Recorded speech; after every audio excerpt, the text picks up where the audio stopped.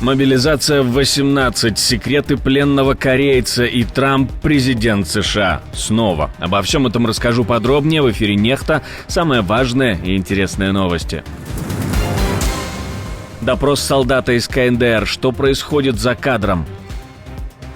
Планы нового президента США. Что первым делом сделает Дональд Трамп? Как Хамас поздравил заложников с освобождением. Спасибо, что смотрите, спасибо за доверие. Не забывайте ставить лайки, не забывайте оставлять комментарии и не забывайте подписываться на каналы. Все это очень несложно. Поехали.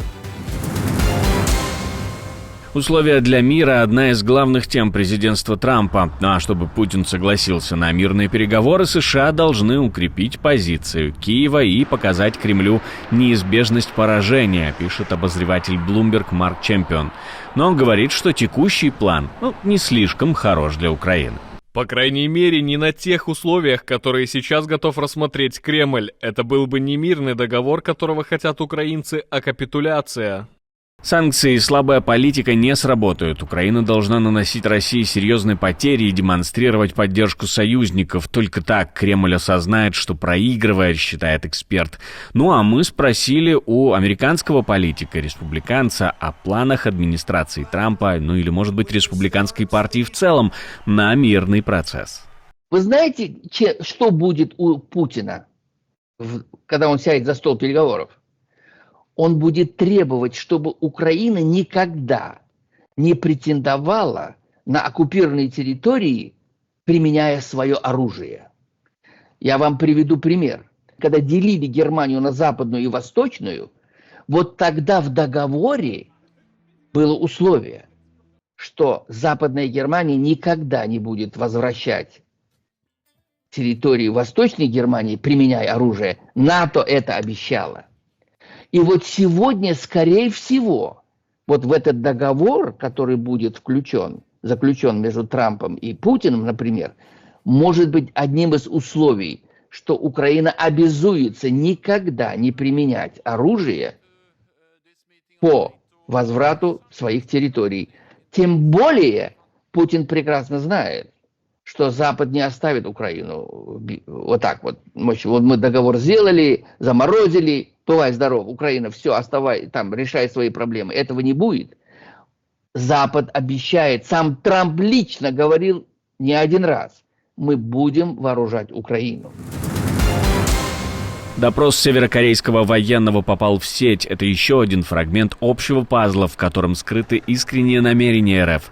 Президент Украины в своем телеграм обнародовал видео допроса, из которого становится понятно, как войска Кима попадают в Россию и как много внимания уделяется их подготовке. Разведывательная информация о перемещении таких военных на российскую территорию, тренировки и их полной информационной изоляции подтверждается словами пленных. Из ответов северокорейского пленного можно понять, что он разведчик, которого не учили стрелять, и вообще он, когда ехал в трюме грузового судна, не знал, что едет на войну. Больше ничего не знает, как и о внешнем мире тоже. Що ви знали про світ за межами Північної Кореї? 타로니나에 대해서 솔직히 다 알긴 해봤죠. Ні, небагато. А щось про Південну Корею ви знали? А що ви знали? 우리나라 봐서 우리나라 파이가 서유 얼마 들어가면서 Ані 얼마. 네. Я тільки знаю, що в Південній Кореї менше гір, ніж у Північній Кореї. Дональд Трамп – президент США, 45-й и 47-й. Он уже раздал кучу обещаний, теперь придется их выполнять, как сам Трамп говорит, с исторической быстротой и силой и преодолевать каждый кризис, с которым сталкивается страна. Мы собираемся обнародовать оставшиеся записи, касающиеся убийств президента Джона Ф. Кеннеди, его брата Роберта Кеннеди, а также доктора Мартина Лютера Кинга-младшего и других тем, представляющих для вас большой общественный интерес. Американский народ оказал нам доверие. И в ответ мы собираемся подарить ему лучший первый день, самую большую первую неделю и самые выдающиеся первые 100 дней любого президентства в истории Америки. А мы спросили у американского политика, республиканца, о том, какими будут первые решения Трампа не в первый день, но первым делом, и что было сделано уже. Это то, что он сделал, кстати, успешно в свою первую каденцию, когда он скинул цену за баррель со $120 до $40. Это было в первую каденцию. Сейчас он планирует скинуть до $30. С тем, чтобы задушить Путина, вот именно закрыв вентиль нефтедолларовый. Вот это он хочет сделать. Его эмиссары уже в Саудовской Аравии, уже не первый день, ведут уже переговоры по этому вопросу. Ну и есть уже успехи довольно-таки интересные. Достаточно сказать, что Саудовская Аравия уже объявила, что она в БРИКС не будет вступать. Это уже заслуга Трампа. Окей? Я не говорю о том, что Индия – это главный противовес Китаю, например, и поддерживающий Россию, покупая в огромном количестве нефть, например. Индия уже сократила резко на 30% тот объем, который она закупала у России, перекинувшись на арабский рынок. Первые решения Трампа, какими они будут, какими бы вы хотели их видеть, пишите здесь, в комментариях. Интересно услышать ваши предложения или предположения. Хамас поздравил заложниц открытками из Газы и сертификатами об освобождении. Женщины, которые провели 471 день в плену, получили от террористической группировки весьма циничные подарки. На фото и видео, которые были опубликованы израильскими медиа, видно, как освобожденные заложницы позируют с бумажными пакетами с символикой боевого крыла Хамас. Внутри пакетов сувениры, открытки с видами Газы и так называемые сертификаты об освобождении на арабском и на иврите. Такой вот сувенир на память от тех, кто держал их в плену более года. На момент освобождения 3 девушек в заложниках у Хамас остаются еще 94 человека. Сколько из них живы, остается загадкой. Состояние других оставляет желать лучшего. Good evening. Я взволнован. Я очень рад сообщить вам, что сегодня вечером 3 освобожденных пленников прибыли сюда, в медицинский центр Шиба. Я рад сообщить, что они находятся в стабильном состоянии. Это позволит нам и им сосредоточиться на самом важном на данный момент – воссоединении со своими семьями. Соглашение о перемирии между Израилем и Хамас, заключенное 17 января при посредничестве США и Катара, обязывает террористов отпустить 33 израильских заложника. Взамен Израиль должен освободить 1890 палестинских заключенных. В Украине 18-летние попадут под призыв. По словам народного депутата Украины Дмитрия Разумкова, новый закон позволит мобилизовать студентов, прошедших базовую военную подготовку во время учебы. После этого их могут просто отчислить из вузов, чтобы отправить на фронт. Щодо обмежено придатних ми прибрати не змогли. На жаль, владі вистачило голосів це проголосувати. Потім вони наїлися коричневої жижі і через декілька місяців парламент все ж таки проголосував закон, який забороняє проводити мобілізацію з 18 до 25 років.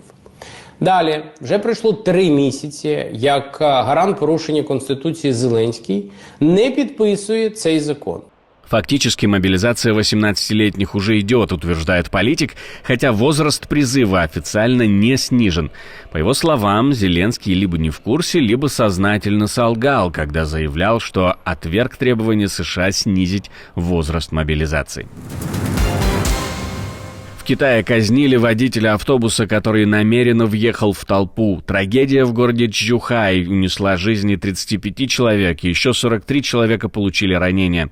После наезда мужчина пытался скрыться, но был задержан полицией. Следствие установило, что преступник совершил этот жестокий акт сознательно, чтобы выплеснуть злобу из-за развода с женой.